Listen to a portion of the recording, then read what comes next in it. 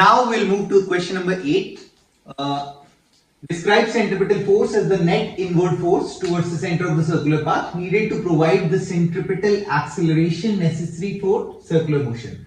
So as I told you, centripetal force is not a force which is additionally added. Rather, centripetal force is required by one of the forces present, like any of the forces present, which can keep the object moving on the circular path. So if there is a rope, the tension will provide the centripetal force to keep it along the path of the circle, basically. So, solve problems related to acceleration. I'll just give you basic numbers. Centripetal acceleration is given by v square by r. If you have to find out the force, that becomes mv square by r, because mass times acceleration will give you the force. V can also be written as r times of omega, so it can be r square omega square over r. So acceleration centripetal can also be omega square r. These are some terms given. Force centripetal is m omega square r, because this is acceleration. If you times it with mass, you will get the force.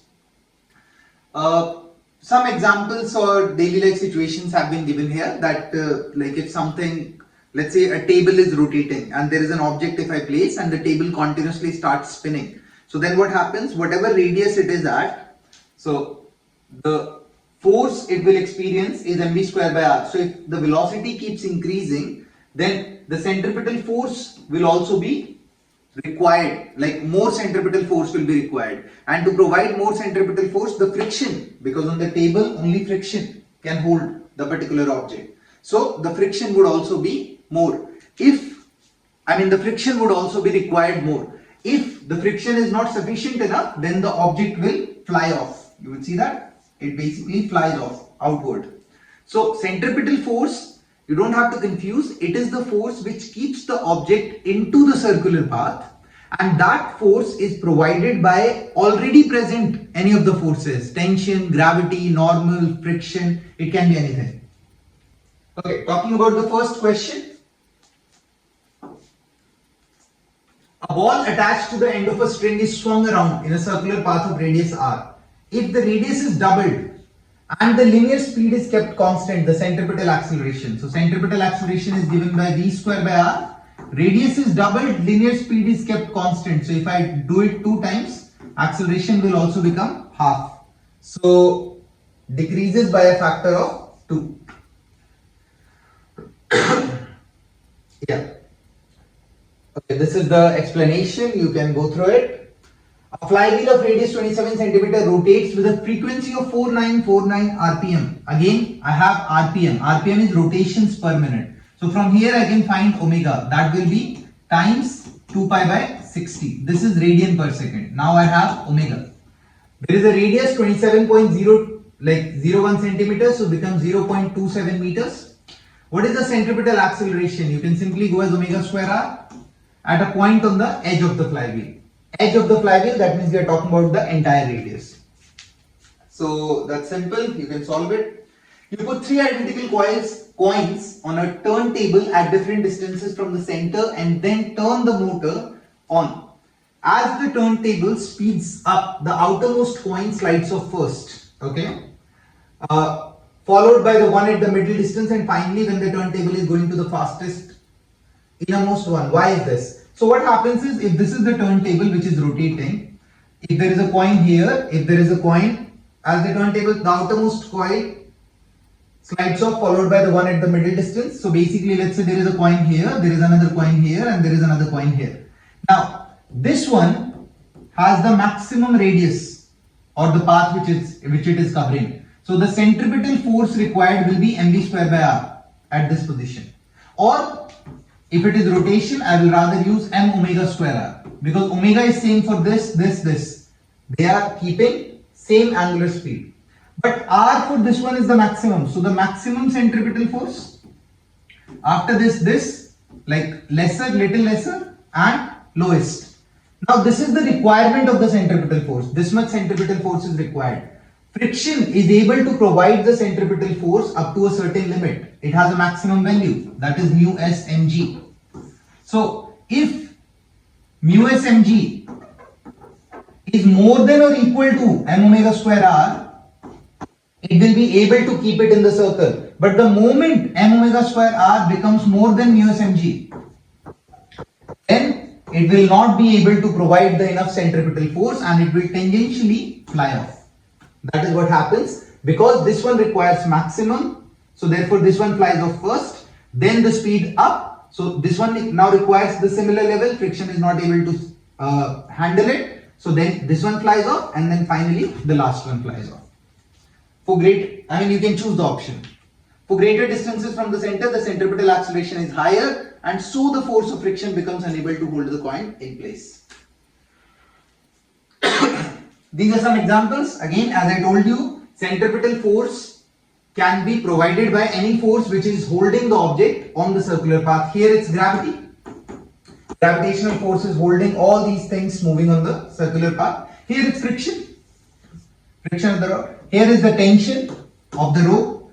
In this particular case is the wall. If something is spinning, or in a carnival ride, like if you have visited some adventure park or something, there they have a ride in which there is a well kind of situation where everybody is standing along the wall. Now the well suddenly starts spinning, and then when it attains a certain maximum speed, then the floor on the ground goes away. So you're basically in air, but you're not falling because you're continuously being pushed back towards the wall and the friction is holding you up. So here the wall provides, the friction of the wall provides the centripetal force. I mean not the friction of the wall pushes the centripetal force or gives the centripetal force, which is the normal reaction of the wall. Perhaps the biggest thrill to be held at... Okay, we did discuss this question when we were doing the multiple choice one. You can go back and then see that. What happens here is, at this particular point, mg provides the centripetal force at the highest point. A ball that has a mass of 1 kilo, yes, we discussed this question as well in the MCQ. Go back again and you can go through it. There are different speeds. Here tension will be more, here tension will be less, because here it is being supported by mg, here it is being like the weight or mg is opposite to the tension. So here you require, at the bottom point you require more tension, at the higher point you require less tension. Question 10. Define angular acceleration as the rate of change of an object's angular velocity. So angular acceleration is same as acceleration. Acceleration is dv by dt. Angular acceleration is d omega by dt. Or I can say that omega final minus omega initial by t. This is angular acceleration. Linear acceleration or angular acceleration, there is a relation a by r. Now, the angular speed of the r hand of a clock. Now, this is a clock. I mean, you can count the points. Hour hand, like an hour hand is basically, there is seconds hand, minute hand and hour hand. Hour hand is this. It takes one full rotation in a clock in 24 hours or 12 hours. This is 12, so it takes 12 hours to complete the circle. So I have the time, which is 12 hours. I also have the angle, how much angle it is tracing in 12 hours. 2 pi. So can I find the angular speed? That will be 2 pi by 12 hours. Now 12 hours you can change. 1 hour is 60 minutes. 1 minute is 60 seconds. So 1 hour is 60 times 60 seconds. Multiplied with 12 hours, you will get 12 times 60 times 60. This is the time, this is the angle. Divide that, you will get omega or the angular speed, which is delta theta over time. A boy is on a Ferris wheel which takes him in a vertical circle. Ferris wheel is something like Dubai, like on a little bit faster than that. A boy is on a Ferris wheel which takes him in a vertical circle radius 9 meters once every 12 seconds. So 9 meters is the radius and every 12 seconds, this is the time period. What is the angular speed of the Ferris wheel?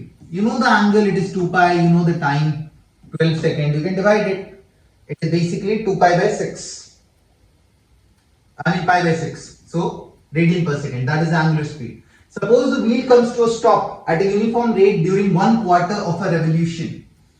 1/4 of a revolution, that means pi by 2 because this is 1 full revolution, 1 quarter is pi by 2. What is the angular acceleration of the wheel during this time? Suppose the wheel comes to a stop at a uniform rate during 1 quarter of a revolution. What is the angular acceleration? So that means the angle traced is pi by 2. Omega final is 0. Omega initial is pi by 6. I have this, I have this, I have this. I need to find alpha. So if you remember, omega final square is equals to omega initial square plus 2 alpha theta. I have the angle, I have omega initial, I have omega final, I can find alpha from here. Okay, so you can get that from there. Calculate the tangential acceleration. Okay, there is another method what they have used is 12 seconds is the total time period. So the time for 1 quarter would be what? 3 seconds approximately. So alpha, that is angular acceleration, is omega final minus omega initial over time. You can also use the time. So omega final is 0, omega initial is pi by 6 and time is 3 seconds. So you can use this method or you can use this method. Calculate the tangential acceleration of the boy during the time interval described in part B. Now we need to find out the tangential acceleration. So A is the tangential acceleration and it is given by alpha by r, or B is equals to r. Yes, A is equals to alpha by r. Do we have the radius? Yes, we have the radius. We have calculated alpha. Just divide it, you will get the acceleration, and it will be negative again because there is a deceleration. Moving on to question number 11. Okay, this is the problem for banking of road. When I was explaining the question during the writing set where there was a curve, so I was like, it's a flat track, so the mu s mg, that is the frictional force, will provide the centripetal force. And there I talked about banking of road. Here you could see the road itself are tilted because it's a racing car, it needs to go fast, so we need an extra support for the motion, like something to provide the centripetal force. If you look carefully, the weight of the car would be downwards, okay, and this is downward. Now friction would act along the surface, so this is the frictional force, and there would be a normal reaction at a certain angle. Why it is at a certain angle? Because the road itself is banked. So the surface is not flat, surface is here. So before normal was like this, now normal would be like this at a certain angle. In this case it will be like this at a certain angle. So this is n. This basically is theta, and eventually here as well it will come out to be as theta. That is the banking angle. Now we need two kinds of situation. This path is going to be track, like the track is something like this. So this is the circular radius. This car is not moving up and down. It's going to be like staying here. So I can see that the upward force is balancing the downward force. But the force which is acting in this direction must provide the centripetal force. So now we'll take two ways. One is the y-axis and another is the x-axis, and we'll try to analyze. The force in the y-axis must be 0. What are the forces acting in the y-axis? So m cos theta, mg, and there is a component of friction as well. So n cos theta must be equal to mg plus f sin theta. Fs, static friction. We are talking about static friction, no movement. Or I can say that n cos theta minus mg minus fs. Fs can be written as mu sn sin theta, something like this. And this is the equation you will get. Mu sn sin theta minus mg. N I can take common, I will get cos theta minus mu sn sin theta. Mu s sin theta is equals to mg. This equation 1. Leave it as it is. Now we come on the x-axis. On the x-axis, the forces are one component of the friction will act in the horizontal direction, and one component of the normal will also act in the horizontal direction. That means n sin theta and fs cos theta combined will provide the centripetal force mv square by r, whatever is the radius. So n sin theta plus fs cos theta. Fs is mu sn cos theta. Fs is static friction, so that is mu times of normal cos theta. I can take n common again, I will get mu s cos theta plus sin theta is equals to mv square by r. Divide this equation with this equation. When I do that, what happens? Left side is divided by the left side and right side is divided by the right side. So n cancel. Why am I dividing it? Why not substitute the value? I can do it. But dividing here is looking easy because n will get cancelled out. So if n gets cancelled out, I get up with this result. I come up with this result. And if I solve it, this gr will go here and there will be a root. This is the velocity. Velocity is equals to root gr mu s cos theta plus sin theta over cos theta minus mu s sin theta. This is the speed or the velocity at any point, or I can say that this is the maximum speed with which the car can go. If you remember, when we were doing without banking, the velocity was root gr. Now I have an extra term here. This term I can adjust to increase the velocity of the car or decrease the velocity of the car. By increasing and decreasing the velocities of the car, I mean the maximum velocity of that particular road on which there will not be any drag. So that is why banking of the cars are important. If you remember this relation, that'll be great. If you can't remember it, it's not that hard to actually solve it or prove it.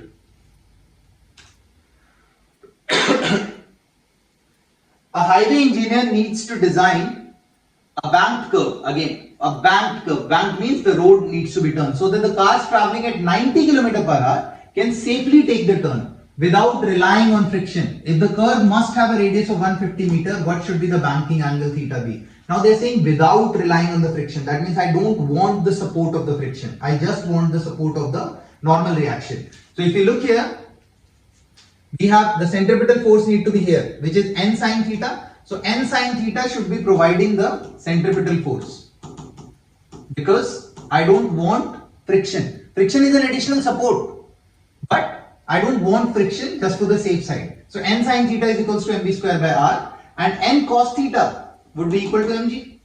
If I divide both of them, n will again get cancelled. I will get tan theta is equals to v square over rg. And from here I can get v is equals to root rg tan theta. Remember what exactly I am doing here. Friction will provide the centripetal force, yes, but I want to be safe. For example, at a road, if the maximum speed is 100 km/h, can that road only handle 100 km/h? No. The roads are designed in such a manner that even if you go slightly above like 120, 130, there would not be any skidding. But if you go way far ahead, then yes, there will be skidding. So here I want to design a road which can provide 90 km/h just by normal. If someone goes above 90, then friction will come into the action. If someone goes like from 90 to 150, then friction and normal both, they won't be able to handle it. But if someone goes from 90 to 100, 120, friction will come into the action and will increase the speed with which it can balance it out.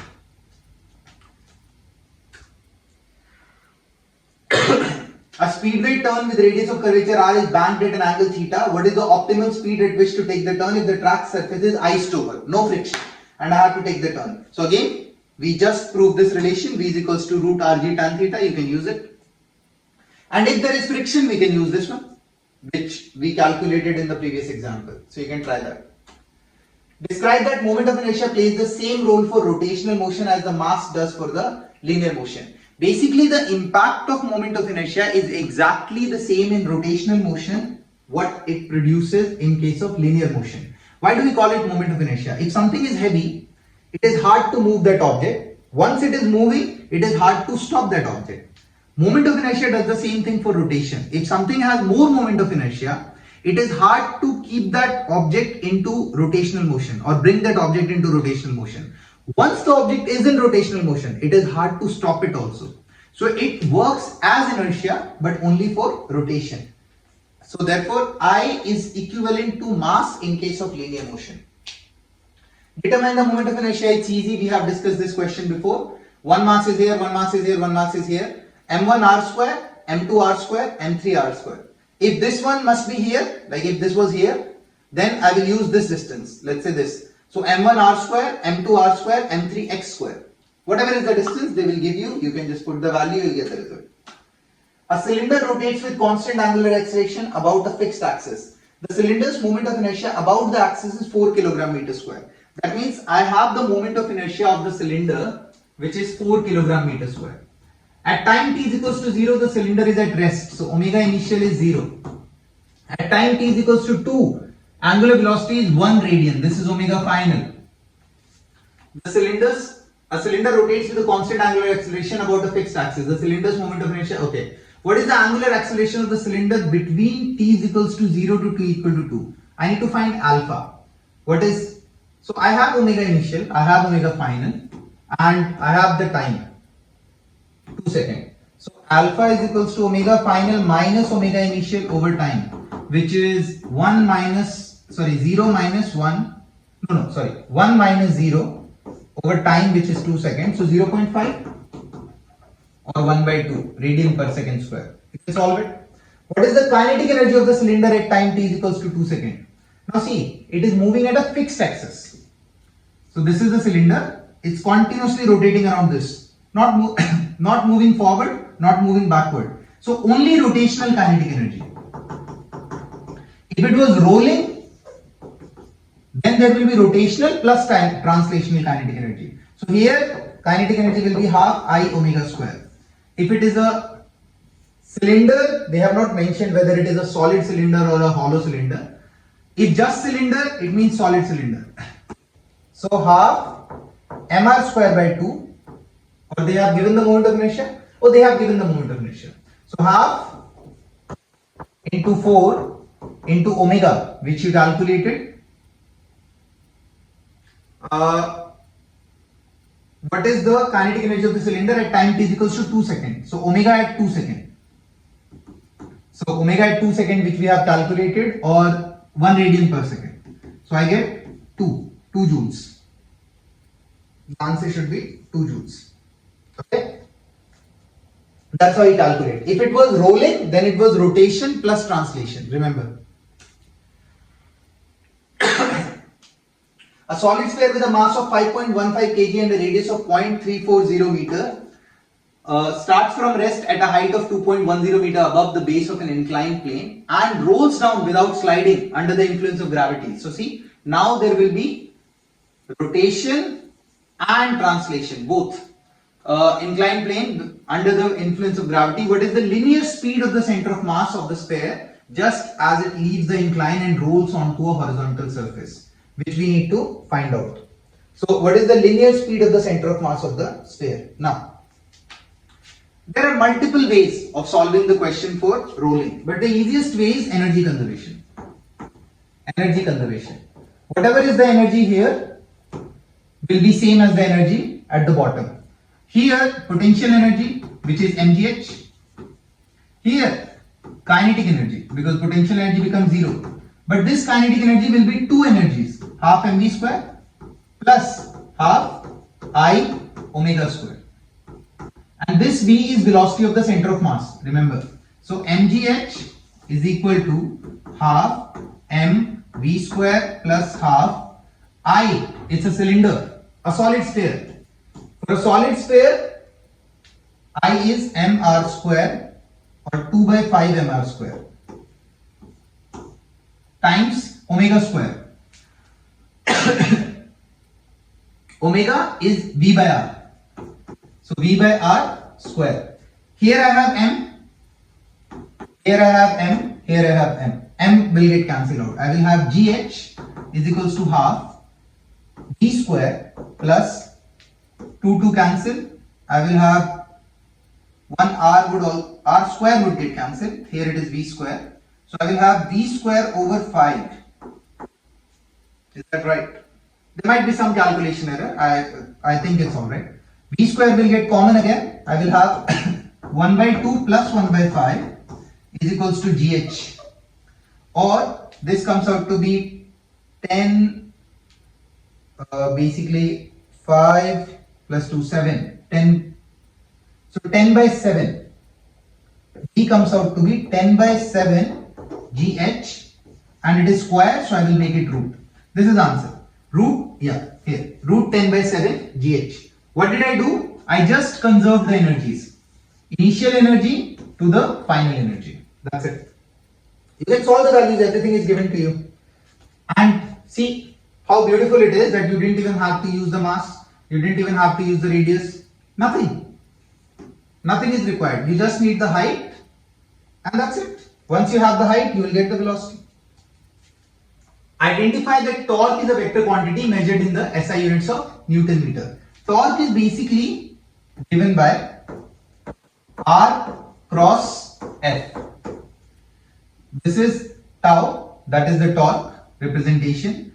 R is the position vector or from the point of rotation, basically the hinging point, the reference point, and F is the force being applied. So if I have to find out the direction for torque, again as I always say, all you have to do is, let's say this is the case, this is the rod, I need to find the torque about this point. Remember, torque would be found about a point if a force is being applied here at this location. So if this is D or R, pointing from here, directed away, force is downward, so torque, direction of torque will be, take your right hand, put the fingers towards R and curl your fingers towards F. Now you cannot curl your fingers towards F, so basically put it like this, curl your fingers towards F, thumb is pointing down, direction of torque is inside or into the board. Into the board. This is the direction of torque. How will you solve it? So if they have given you R vector and F vector, you should know how to solve the vectors, vector product. X cap, Y cap, Z cap. I think there is a question. Let's see if there is any. No, there is no question. Oh yeah, there is a question. So we'll solve that. How to solve R cross F? I'll explain it to you. But for direction for now, or magnitude wise, torque R cross F could be written as RF sine theta. In other words, we have discussed this in class, R perpendicular times F. You have to find out what is the perpendicular component of that force. For example, this is the rod hinged at this point. A force is being applied here. This is already at 90 degrees. But let's say the force was applied here at this angle. Then how much component of this force is acting in this direction? If you find that, you multiply this with this, you will get the value of torque. Here again, they have just explained that why the torque. If you apply the force here, then the angle between R and force is 0, so you will not be able to rotate it. Here, the angle is 90, so you can rotate it. But here the distance is small. If the distance is large, angle is 90, here I will have least effort to rotate the particular object. Because torque is RF sine theta. Theta is 90, R is more, torque will be maximum.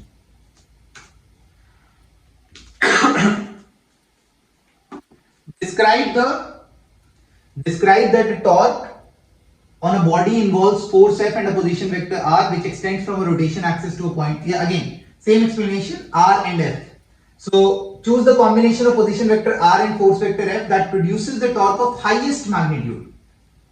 Remember, the length of the vector tells me the magnitude of the vector. Around the point indicated by the black dot. Where is the point? Okay, this is the point basically. Point, because torque will always be calculated about a point, remember. So about a reference point. This is R, this is F. R cross F, there is torque. Here also, here also, here also, here also. In all situations there is some torque. None of them are 0. But this one is the maximum. Why? The distance R is max, F is more, and the angle is also 90. So this is the maximum torque produced. And what is the direction? R here, F up. So the thumb pointing outward, this is the direction of torque. Right hand, that's very, very important. This is the explanation, R cross F, which I just told you. A disc with a mass of 30 kg and radius, a disc with a mass of 30 kg and radius 40 centimeter is mounted on a frictionless horizontal axle. Okay. A string is wound many times around the disc and then attached to a 7 kg block as shown in the figure. Find the acceleration of the block assuming that the string does not slip. Okay. Remember, in this kind of situation, there are two ways. You can't remember the expression and everything. So you have to make the free body diagram for the disc and for the object. When we were studying in term 1, we were talking about a pulley, but there remember pulleys were massless and they were not rotating. Here they are moving and they are not massless. So there will be a free body diagram for this, there will be a free body diagram for this. This is 70 kilos mg, there is a tension and this object is going to come down. What do we have to find out? Acceleration of the block. So I can say that mg must be more than tension, that is why this object is coming down. This is one equation, mg minus t is equals to ma. Now for the second equation, this is rotating. And who is rotating it? Like what is the force responsible? This tension. This is R. So I can say that the torque acting on this particular disc is force times distance and the angle is 90. So this is torque, TR. Force times distance. Distance is the radius, TR. And this will provide the angular acceleration. That means this will provide the rotation. So usually we say MA. When we talk about rotation, we will say I alpha. MI A alpha. Now, TR is equals to I times alpha is A by R. And I itself is the moment of inertia. For a disk, moment of inertia is mr square by 2. If you remember that, these things make it very easy actually. So becomes TR is equals to mr square by 2 times A by R. One R would get cancelled out. Another R would get cancelled out from here. I will have T is equals to MA by 2. Here I have T. I can place this in the first equation. I will get mg minus MA by 2 is equals to MA. This MA by 2, here it is MA. It will go here, becomes mg equal 3MA by 2. And cancel. A comes out to be 2 by 3g. Whatever is the value, 2 by 3g. So 0.67 times 9.8 or whatever is the value. Here you can see that again I did not use the mass at all. It was not required. I solved it everything in variable form. Try these kind of questions. It's not that difficult. One rotation equation and one linear equation. That's it. One force equation, one torque equation. A force F, I have been given the F vector and R. Calculate the torque. So, this is what I was telling you. If they have given you R and they have given you F, you have to find out the torque. Some people can do it with calculator, but like I don't know how to exactly do the vector product in calculators. So, I will tell you the method. Tau is equals to R cross F. Now, this is X cap, Y cap, Z cap. R cross F. So first write the coordinates of R. 4, 4, 4. So 4, 4, 4. Then write the coordinates of F. 2 and 3, but only X, Y. So 2, 3. What is Z? 0. How do we solve it? So first, this one is plus, this one is minus, this one is plus. I taught this like Y minus plus and everything then when we were discussing vectors. So let's take this. First, try to imagine a cross along this X point. Now I have these four numbers, cross multiply. 4 times 0, 0. 3 times 4, 12, minus. When I am going here, it's plus, here it is minus. So 3 times 0, 12. And I have made a cross on X, so I will write X cap. Now I will make a cross on Y. 4 numbers. 4 times 0, 0. 2 times 4, 8. So 0 minus 8. Y cap. Y is already minus, so I will put minus. Plus, again cross here. 4, 3, 2, 4. 4 times 3, 12. 2 times 4, 8. 12 minus 4, 8. So 12 minus 4, 8. And this is Z cap. So what is the result? I get negative 12 X cap minus 0 minus 8, so plus 8 Y cap plus 8 Z cap. This is the torque. And what is the magnitude of the torque? Root negative 12 square plus 8 square plus 8 square. This is a question for vectors now, not anymore the question for like torque. You can see that, that's the result. If you know how to do it with calculator, that's great, you can go through that.